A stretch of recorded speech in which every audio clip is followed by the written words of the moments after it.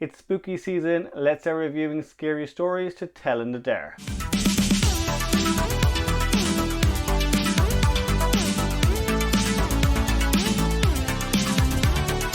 Hey there guys, and welcome back to Dino Review. So before we jump into our review, I just want to quickly go through what my own plans are for the month of October.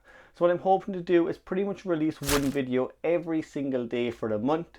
So that's 31 days and 31 videos. Each video should be maybe a review, a ranking, or even some movie news. With all that said and done guys, let's jump into our first review, and it is Scary Stories to Tell in the Dark. So Scary Stories to Tell in the Dark was actually directed by André Øvredal and it's actually produced by Guillermo del Toro.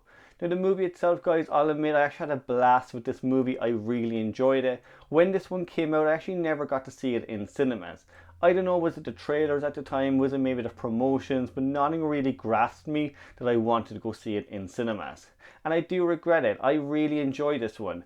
The movie itself, the plot revolves around a group of kids who go to this derelict, abandoned house where a young girl had died years and years earlier.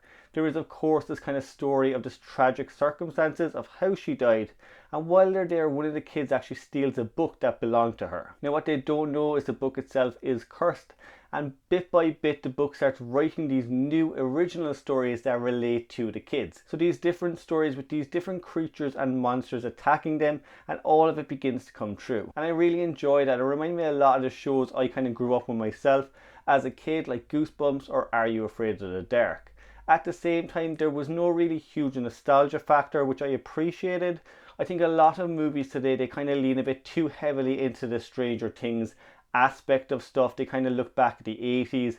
A lot of the kids in shows today have these kind of one-liners. None of that was in this movie, and I liked them more because of that. All of the kids were original. They were kind of characters you could relate to. You weren't laughing at them. They were interesting characters, and they were kind of kids that you would have grown up with yourself. The movie is also based on a very popular children's series of books from the early 80s. Now honestly, I wasn't familiar with these books. I really did look into it to try to get the history of this series, and it is quite surprising. So the Parents Council and the Teachers Council actually got the books banned for a little bit of time in the 80s because of the content that was in them.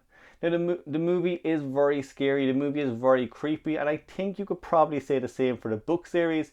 The illustrations of Lone in the book series are downright terrifying. The creatures and the monsters, they're darker than any kind of children's book I'd seen before. And you can say that with the movie too. What I like about this honestly is the illustrations come right off the page and onto the screen. They really capture the essence of the book. The creatures and the monsters are terrifying in the book, and they are terrifying on screen. They do rely a lot on practical effects over CGI, and I think that was a big plus for the movie. It makes the characters kind of more believable when they're scared, and it makes the monsters feel like they are there with those characters. We've Harold the Scarecrow, who honestly is one of the scarier creatures I'd actually seen on screen for quite some time. We also have the Jangly Man and the Pale Lady. All of them are genuinely creepy and terrifying creatures. I was surprised watching this movie kind of how they got away with the PG-13 rating, because this is a very scary movie, especially for kids or pre-teens watching it. At the same time, it just shows that Hollywood can actually make scary PG-13 movies. A lot of times when people see a PG-13, they kind of turn away from it, but this one is genuinely terrifying and is genuinely scary and has a very good plot. Each of the cast as well gives a pretty solid performance. I liked all the characters in this. There was no one that I would have kind of centered out and said they weren't great in the film. I enjoyed the characters. As I said, they were quite relatable. They didn't have silly one-liners or silly costumes that related back to the 80s or 90s. The movie itself, it is kind of set more in the 60s, which I enjoyed as well. It's set around Halloween time, which I didn't realize at the time, and that was a great surprise, especially given that I was watching it going into October. As I said, the movie is quite scary. There's a few good jump scares in there, but it is also a little bit of a slow burn of a movie. We definitely spend time with these characters, getting to know them, and again, I enjoy that, because when these kind of situations happen to the characters where they're kind of looking death right in the face, you care about what's going to happen to them.